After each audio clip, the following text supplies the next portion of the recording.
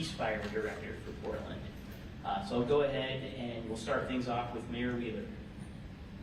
All right, good morning, and I'm sorry, my talking points are a little on the lengthy side compared to what I usually do, but I think it is important to also establish some context. This morning, we're obviously here to discuss our public safety investments and particularly our plans for the upcoming summer season. Today, I'm very pleased to share the investments as well as the strategies that are in place to ensure safety for all Portlanders during the summer season and beyond. I want to be clear. Every Portlander deserves to feel safe in their community. It's our responsibility to create an environment where safety and security are the norms, not the exceptions. Historically, we have seen an increase in gun violence during warmer months, and it's crucial that we work proactively and collaboratively to prevent that spike. In July of 2022, I declared a state of emergency related to gun violence and launched the Safer Summer PDX plan, which funded 20 community organizations working in the violence prevention space. This was in addition to the good work being done by the Office of Violence Prevention, the Focused Intervention Team, and the Enhanced Community Safety Team. By the end of 2022, we saw a 19% reduction in total shooting incidents compared to the previous year, flattening the steep rise in gun violence that we'd seen up until that point.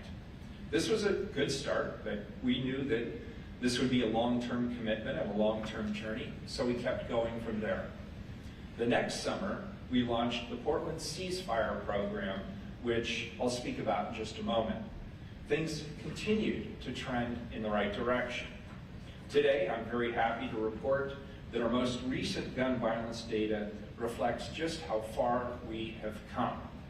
As of April 30th, 2024, all homicides are down by 7% from 2023 and 16% from the prior 3 years.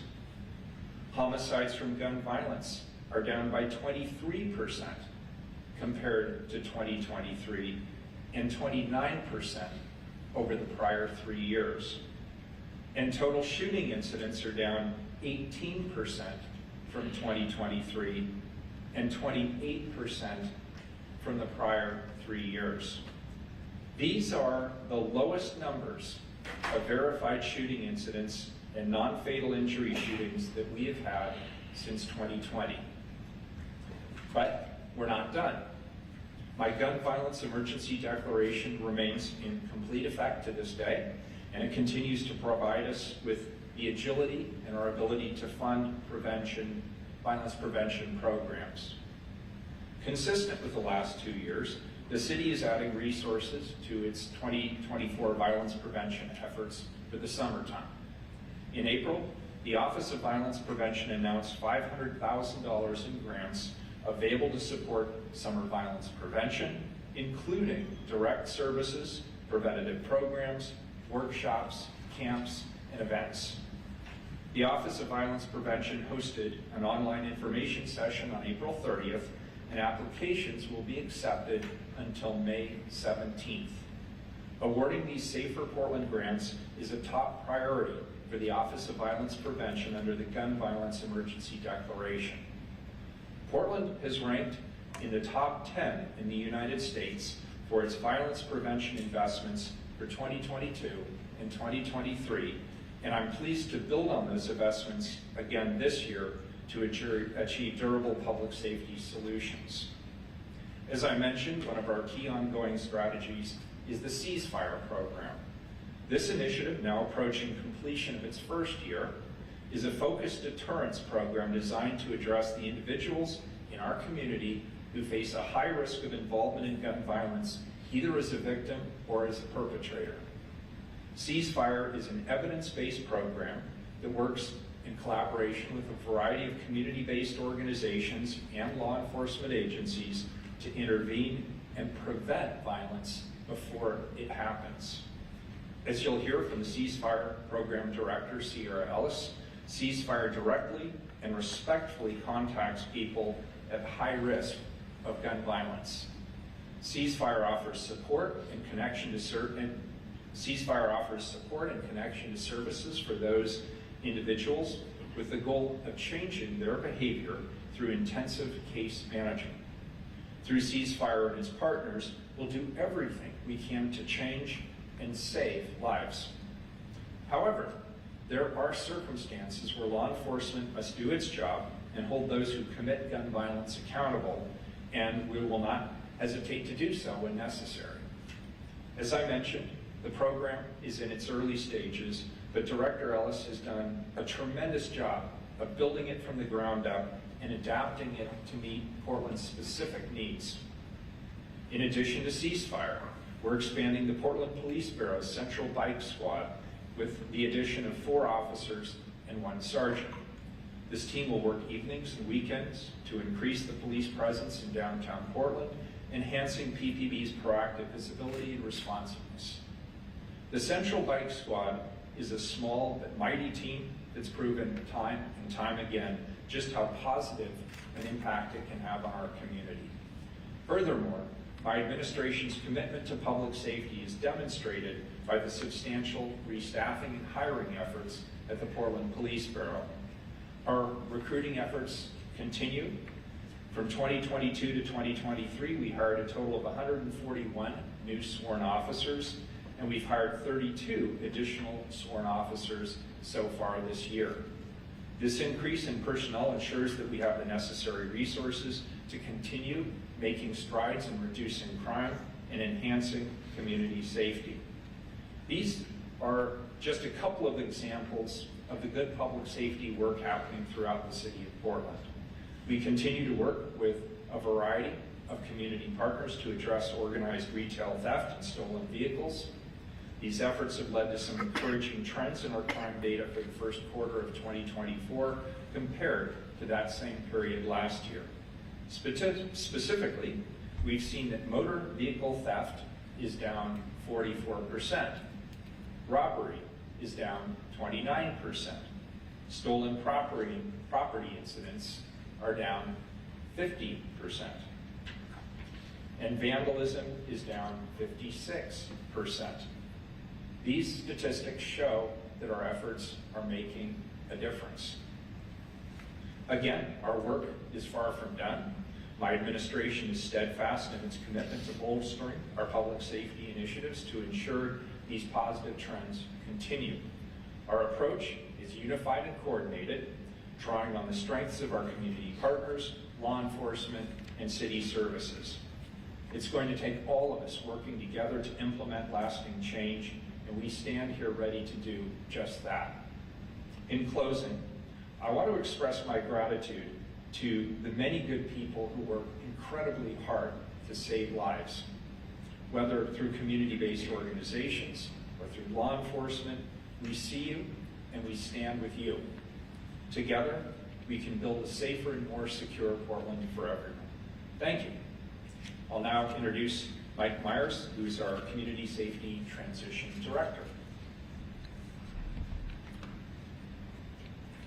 Thank you, Mayor.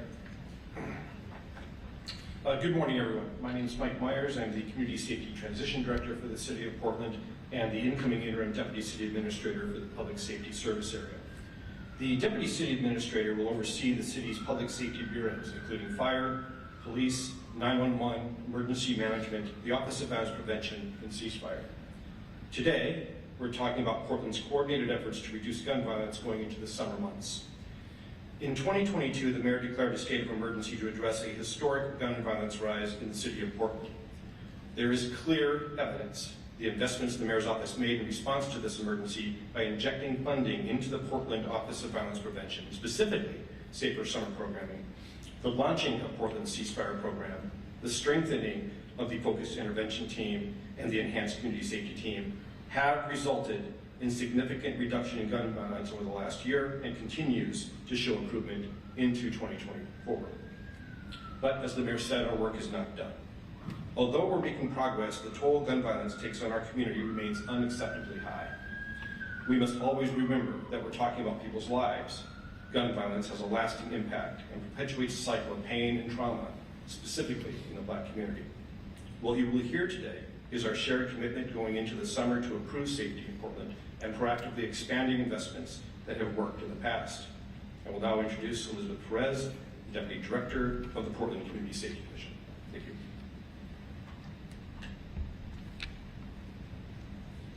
Thank you, Mike. Good morning, my name is Elizabeth Perez and I am the Deputy Director for the Community Safety Division. I want to expand upon Mike's points and dig deeper into our strategy. The Office of Violence Prevention, Ceasefire Program, and Portland Police Bureau utilize a three-pronged approach to reducing gun violence through prevention, intervention, and enforcement. Today I'm here to talk specifically about the Office of Violence Prevention's efforts going into the summer. Starting in 2021, the Office of Violence Prevention invested millions in grants, including focused funding in the summer months, to reduce gun violence by supporting direct outreach and providing activities for youth and adults. We are continuing these efforts in 2024 through an $800,000 investment in the Safer Portland grant. That's an increase of $300,000 from what we originally had hoped for. Since we know the need for these activities is not limited to the summer months, Safer Portland will allow the selected organizations to continue their work throughout the year. Safer Portland focuses on providing activities for high-risk neighborhoods. Applications are being accepted through tomorrow. In addition to Safer Portland and the Office of Violence Prevention's other efforts, it's worth mentioning the Safe Blocks program and Rose City Self-Defense will be active throughout the summer as well. I also want to share a hiring plan for the new Office of Violence Prevention Director. Following the resignation of the previous director last month, we expect to launch a nationwide search starting in June. The hiring panel will include community members, community-based organizations, Office of Violence Prevention staff, and key operations staff members to ensure a robust and thoughtful process. We expect to attract high-level talent to bring in a renewed energy and perspective to the office.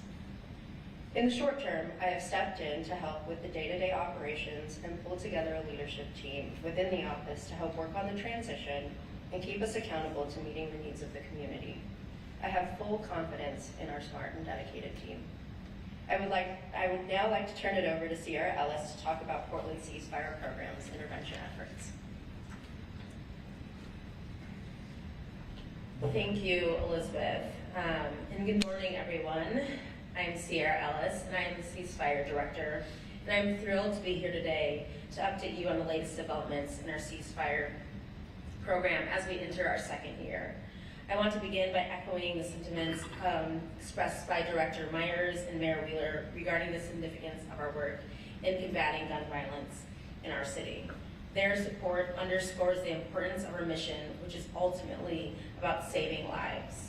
I am proud to announce that in April, that as of April marked a significant milestone for us. It was the lowest month with verified shooting incidents since May of 2020. And also the lowest number of non-fatal injuries since June of 2020. These numbers carry immense significance because they directly reflect the lives we're saving in our efforts to curb gun violence.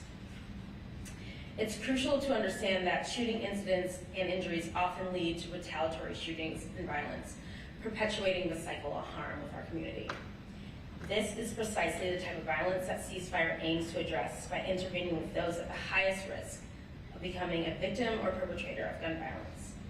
Our focus remains on getting ahead of these cycles of violence by engaging and shifting the behaviors of those at the highest risk of gun violence, and we have directly aligned the intensive case management program to be solely focused on Ceasefire model, which is led by Candell Ashley. Since June of 2023, our program has undergone significant change, and we continuously are adapting to meet the specific needs of Portlanders. We've directly engaged with numerous individuals through custom notifications. In year to date, we've assessed 67 individuals through our shooting reviews, 60 of them being referred to our community-based organizations to provide services to meet their specific needs. Our approach remains rooted in data, driving our efforts to address the issue of gun violence holistically. We recognize the critical importance of increased coordination and collaboration with all stakeholders, including PPB, the District Attorney's Office, our community-based organizations, and anyone contributing to making Portland one of the safest cities in the United States. While there's still work to be done, we have made remarkable progress together, and I'm immensely proud of the work we continue to do. I will now pass it to Portland Police Chief Bob Day. Thank you, Sierra. I am asked almost every day why I came back to this role, and this is a small example of that. What we're seeing here right now is so motivating, and something that I wanted to be a part of, both as a human being, just as a person, but as a Portlander, but also as a public servant. And what you're seeing here is a collaborative approach to our highest priority, which is life safety. That's what peace officers bring to a community, is a prioritization of life safety. But it's never just about the role of the police. Safety means something different to everyone, but we can all agree on the sanctity of life and the value of life, and the commitment that the mayor has shown and others that have just spoken really emphasize that in a way that I think is unique for us as a community and something that we're building upon. We could line the wall with many other folks that aren't here that are leading into this. I'm very grateful for the role of the Portland Police Bureau in this, men and women that have taken on the additional challenge and risk associated with reducing gun violence, specifically our focus intervention team and our enhanced community safety team, both of which were mentioned earlier. I'm grateful for them, but we're also seeing increased amount of impact in this area through our other outreach missions, like our stolen vehicles, our retail theft, our emphasis on downtown drug dealing. We're seeing a lot of firearms being pulled off of the street through those intervention techniques as well, which obviously plays into a reduction in the gun violence we're seeing. We're committed this summer to continue our emphasis around life safety. Specific to gun violence, we're going to continue to support and properly staff our focus intervention team and our enhanced community safety team. We're also looking at, as the mayor mentioned, the increased effort around the proactive work to interrupt the opioid crisis we're seeing in our streets, particularly downtown Portland. We're going to be adding additional detectives to be investigating overdose deaths related to the opioid epidemic, as well as increasing our number of investigators to focus on drug trafficking organizations and trying to do interdiction at a higher level. And then continue to look for ways to be also proactive in our efforts around traffic safety and the importance of saving lives. As we saw last year, a record in fatalities and pedestrian strikes. So in those three areas that are having such a profound impact on our community and our family, Portland Police Bureau's resolve in our effort to continue to mitigate that harm. I'm grateful for the partnerships that we do share. We're all in different lanes. We all have specific areas, and yet we're also able to come together and, as an example today, demonstrate that collaboration. I'm also thankful for the mayor's support. He continues to be a strong advocate for public safety, a strong advocate for me personally in my role as chief, as well as his support for the Portland Police Bureau and his desire to see us be well-equipped, well-trained, and well-prepared to deal with the challenges that we're trying to overcome. So thank you for that, and I think that is open for questions now, right? All right. Yeah. Thank you. Okay, we'll go ahead and take questions. Yes, in the back. Yeah, my question's for Chief Bob Day. How closely would you say the fentanyl drug crisis is linked to the gun violence we're seeing? How closely is the fentanyl drug crisis connected to the gun violence you were talking about, your question? Pretty difficult for me specifically to draw a dotted line. I will say that in the number of our arrests related to our interdiction efforts, we are finding firearms. So we have had, a couple of shootings downtown. Whether I can't say whether specifically they've been related, but we know that that gun violence is interconnected in a lot of different ways, right? That this is not just tied to one specific issue or one specific challenge. As a community, we really have to continue to be creative, flexible, and adaptable about the approaches we take, and that's what I really admire about the mayor's program and the representation behind me, is that they're all kind of unique in their efforts and their outreach. They're also very specific, and I think we just need to continue to expand on that. for clarification, Chief Day. So my understanding is that we're meeting here because in anticipation of the summer when gun violence generally increases, and I think several folks here talked about the work that's been done over the last months, years since 2022, and so like in anticipation of this specific summer, are there specific changes, efforts on top of what's been done to address like the looming, summer? And Right. apologies if I missed that. Yeah, no, that makes sense. So when I came on board, I've been really clear with the organization that I'm not here to focus on problems. I'm here to focus on what's working well. That doesn't mean that I don't have plenty of problems that come to my desk on a daily basis that I get to address. But I am passionate about supporting and emphasizing things that are working well. So you've heard some examples of that today, and certainly within the Police Bureau, we're going to continue to do that. I'm also constantly challenging the team to be curious and creative in their approach to problem solving. And that we can't become static. Just because something's been working doesn't mean that we want to just continue to do that over and over again until it stops working. I want us to always be challenging ourselves. So, for example, we know that staffing is has a significant impact on our ability to deploy resources in a variety of different areas within the Police Bureau. But that doesn't prevent me from challenging our people to look at it and say, hey, do we need to see how we can bolster the support around this effort? I'm not making a big announcement today that we're going to send 20 cops over to do just that, but that's on the table. I'm open to that conversation, and I'm asking for the commanders to be able to feed me information as to where we think we can meet these life safety goals as paramount. So we're going to continue to build on the good work. We are looking for innovative ways, and we're going to also continue to work closely with the folks behind me and others. And I'm confident and hopeful that it'll be a good summer. Just a real quick follow-up with the $500,000 grant. Around when is it expected that the grant money will be awarded and okay. Somebody else? We're hoping mid-June will be when things are awarded. Thank you. Yes. I believe my question would best be answered by Sierra, but anyone can answer this question. I'm curious to know how your program identifies these members of the community that are most at risk of being victims or perpetrators of gun violence. Yeah, that's a great question. Thank you. So usually the process or how they usually self-identify. So if they're either arrested in a stop or something like that, or picked up with a weapon, we want to wrap our arms around those folks to make sure that they don't continue that cycle of violence. So it's not necessarily like, it's more of them self-identifying through those interactions with either community. We might get a referral from a school. We might get a referral from a parent. And so it all depends on the individual. That's why Ceasefire is so focused on the person and not a place.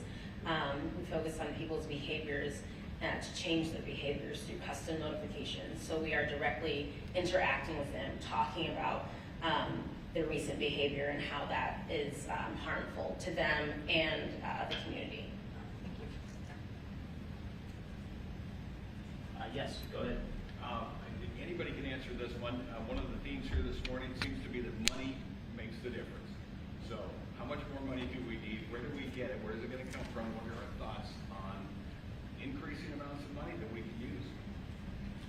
Well, it's a great question. Money does make a difference. I think there are a couple of other areas that make a difference as well. One, I think the chief mentioned it. I think everybody up here talked about the need for coordination.